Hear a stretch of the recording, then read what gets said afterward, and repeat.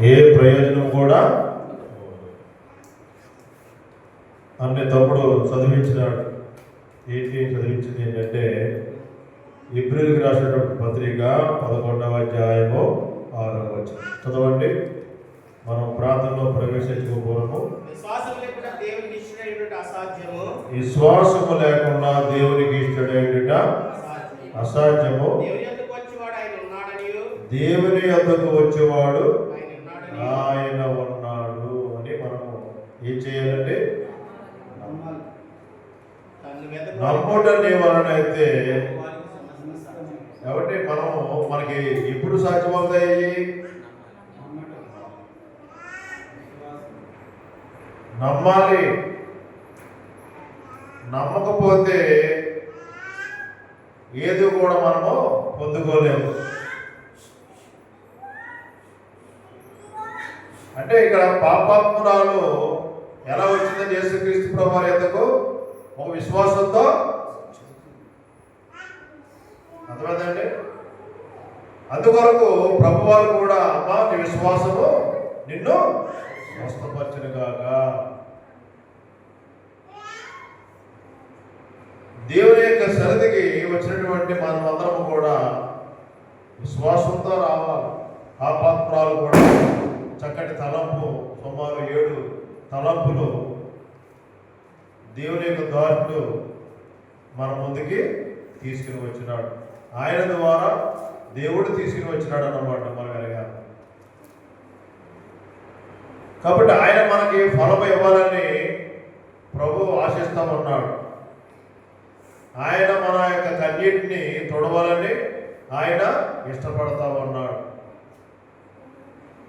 ఆ కారణం బట్టి దేవుని యందు ఉండబడినటువంటి ఆ యొక్క విశ్వాసము, నమ్మకము, లోబడేటువంటి జీవితము, ఆయన ప్రేమించేటువంటి జీవితము, తన యొక్క జీవితంలో మరి పాపాత్మురాలనేటువంటి ఒక ముద్ర వేయబడింది. అంటే ఎంత కన్నీరు కార్చి ఉంటుందో ఆలోచించండి. అటువంటి సందర్భంలో ఆమె ఏ రీతిగా ప్రభు యొక్క సన్నిధికి వచ్చిందంటే కుమిలిపో వచ్చిందన్నమాట. ఎలాగో చెప్పండి, కుమిలిపో వచ్చింది. యేసుక్రీస్తు ప్రభు యొక్క పాదాలు కడిగిందంటే నీటితో కడిగిందా? చెప్పండి. నీటితో కడిగింది చెప్పండి. తన కన్నీటితో, అంటే ఎంత కన్నీరు కారిస్తే యేసుక్రీస్తు ప్రభు యొక్క పాదాలు తడిచి ఉన్నాయో ఆలోచించండి. ప్రియమైనటువంటి సహోదరుడా, ఆ రోజు ఆ స్త్రీని, పాపాత్మురాలు స్త్రీని కనికరించినటువంటి ఆ దేవుడు ఈరోజు నిన్ను నన్ను కూడా కనికరించాలని ప్రభు ఇష్టపడతాడు. ఒక మాట కూడా జ్ఞాపకం చేశారు. ఆమె యేసుక్రీస్తు పాదముల యొద్ద ఉండి నేర్చుకుంటూ వచ్చింది. యేసుక్రీస్తు ప్రభు దగ్గర ఉండి ఆయన పాదాలనే కడిగినటువంటి అనుభవం వరకు వచ్చింది. సమాధానంగా వెళ్ళింది. ఈరోజు కూడా దేవుని యొక్క మందిరమునకు, దేవుని యొక్క సన్నిధికి వచ్చినటువంటి నీతో నాతో కూడా ప్రభు మాట్లాడుతూ ఉన్నాడు. ఆ రోజు ఏ రీతికైతే ఆ యొక్క పాపాత్మురాలకి దేవుడు సమాధానంతో పక్కనాడో, ఈరోజు కూడా నిన్ను నన్ను మనందరినీ కూడా అదే సమాధానంతో ఆయన మనలను మరి పంపేటువంటి వాడిగా ఉంటూ ఉన్నాడు. చివరిగా యోబు గ్రంథము 22వ అధ్యాయము మనం ప్రాంతంలో ప్రవేశించకపోవడము ఒక మాట జ్ఞాపకం చేసుకుని మనము ప్రాంతంలో ప్రవేశిద్దాము. ఉదయకాలము ఈ వాక్యాన్ని మనము మరి జ్ఞాపకం చేసుకోవటము జరిగింది. యోబు గ్రంథము 22వ అధ్యాయము 21వ వచనం. ఆయనతో సహవాసము చేసిన యెడల నీకు సమాధానము కలుగును. ఉదయకాలం శాంతకుమారి సిస్టర్ గారు జ్ఞాపకం చేశారు. ఆయనతో సహవాసం చేసిన యెడల మనకి ఏం కలుగుతుంది చెప్పండి? సమాధానం. ఆయనతో సహవాసం. మరి ప్రభుత్వం ఎట్లా మనం సహవాసం చేయగలము? ప్రభు వాక్యమై ఉన్నటువంటి దేవుడు కాబట్టి ఆయన ఆత్మ కలిగినటువంటి దేవుడు అయినప్పుడు కూడా వాక్యమై ఉన్నటువంటి ఆ దేవుడు ప్రభుత్వం ఎట్లా సహవాసం మనం చేయగలము? దేవుని యొక్క వాక్యం చదవటం ద్వారా, దేవుని యొక్క సముఖంలో ప్రార్థన చేయడం ద్వారా ఏమంటే ఆయనతో సహవాసం చేసేటువంటి అవకాశాన్ని ప్రోత్సహిస్తూ ఉన్నాడు. ఆయనతో సహవాసం చేసినప్పుడు ఆయన మనం ఒట్టినే విడిచిపెడతాడా? ఆయన అంటా ఉన్నాడు, నీకు సమాధానము.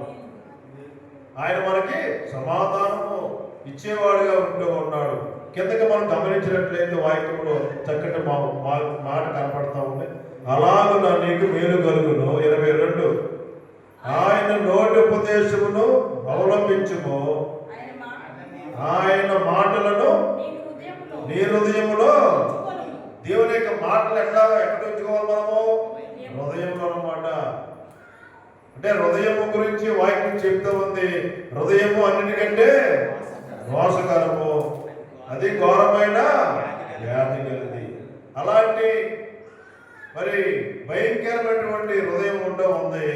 అయినా కూడా దేవుని యొక్క వాక్యము మన యొక్క హృదయంలో భద్రపరుచుకుంటే చెడిపోయినటువంటి హృదయం అంతా కూడా ఎట్లా అవుతుంది? శుద్ధి చేయబడుతుంది అనమాట. దేవుని యొక్క వాక్యాన్ని మన యొక్క హృదయంలో ఉంచుకుంటే కనుక మన యొక్క హృదయంలో ఉన్నటువంటి చెడుగంతా కూడా ఆ వాక్యం ద్వారా అది శుద్ధి చేయబడుతుంది. అది దాని యొక్క పరమార్థం.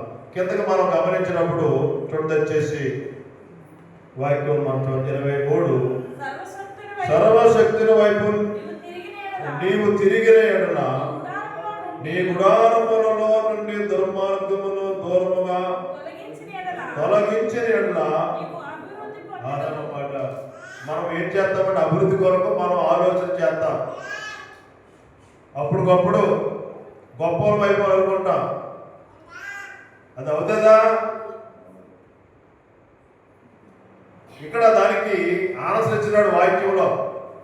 ఎట్లాగా మనము గొప్పవారు అవుతాము, గొప్పవారుగా అవుతాము, లేక దేవుని యొక్క ఆత్మీయమైన స్థితిలో గొప్పవారుగా అవుతాము విషయాన్ని ఇక్కడ దేవుని యొక్క వాక్యంలో చక్కటి ఉదాహరణ అక్కడ మరి సమాధానం ఇచ్చినాడు. 23వ వచనం అంటూ ఉన్నాడు, సర్వశక్తుని వైపు నీవు తిరిగిన యెడల నీ గుడారములలో నుండి దుర్మార్గమును అది మనం చేయాలి. అంటే దేవుడు నిన్ను కానీ నన్ను కానీ పైకి లేపాలంటే మన యొక్క హృదయం ఏముండకూడదన్నమాట? ఏమంటే దుర్మార్గమైనటువంటి బుద్ధి ఉండకూడదు. దుర్మార్గమైనటువంటి స్థితి ఉంటే కనుక దేవుడు మనను కనికరించలేదు. దుర్మార్గంతో కూడా మన హృదయంలో పెట్టుకుని మన ఇంట్లో పెట్టుకుంటూ మనం ప్రార్థన చేసినాం అనుకోండి, దానివల్ల ఏమాత్రం కూడా ప్రయోజనము. కాబట్టి చివరగా ఇక్కడ అంటా ఉన్నాడు 24 మంటిలో నీ బంగారమును ఏటి రాళ్ళలో ఒపేరు సువర్ణమును పారవేయము. మనం ఏం చేస్తామని బంగారమును శుభ్రంగా మెడలో పెట్టుకుంటాం. అయితే వాక్యం ఏం చెప్తా ఉంది? మట్టిలో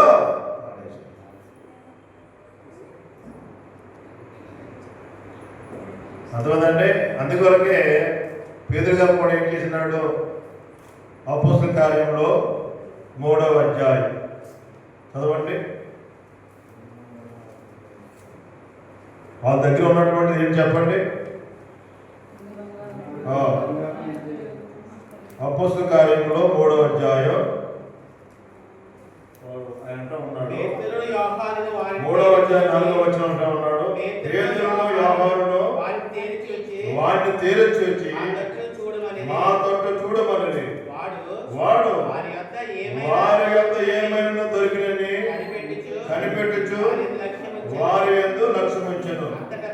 అంతటా పేతురు వెండి బంగారములు నా యొద్ద వెండి బంగారములు నా యొద్ద లేవు కానీ నాకు కలిగినదే నీకు ఇచ్చుచున్నాను. ఇచ్చుచున్నాను అన్నాడు. అంటే వారి యొక్క ఏముందన్నమాట, దేవుని యొక్క శక్తి, పునరుద్ధార శక్తి ఉంటూ వచ్చింది. అక్కడ అంటా ఉన్నాడు, మా యొక్క వెండి బంగారములు లేవు కానీ, అంటే అవి ఉంటే కనుక దేవుని యొక్క ఆత్మ ఉంటుందని మనం ఎరగాలన్నమాట. ఎక్కడైతే బంగారం ఉంటుందో వెండి ఉంటుందో అక్కడ దేవుని యొక్క సన్నిధి. అందువరకే యోబు ఇక్కడ 22వ అధ్యాయంలో మనం గమనిస్తూ వచ్చాం, చదువుకుంటూ వచ్చాం. అది ఏం చేయాలన్నమాట, పారేసేయాలి.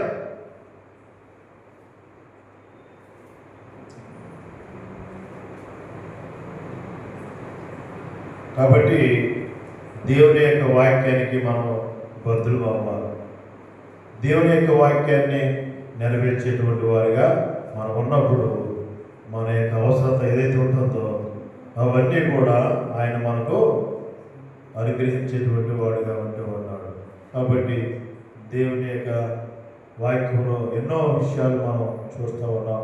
కాబట్టి ప్రియమైనటువంటి దేవుని యొక్క బిడ్డలారా, దేవుని యొక్క వర్తమానం బట్టి వాక్య వెలుగులో మనం మన హృదయాన్ని పరిశీలన చేసుకుని మరి ప్రార్థనలో మనం ప్రవేశిద్దాము. ఆ రీతిగా ప్రభు మనకి సహాయం చేయను గాక.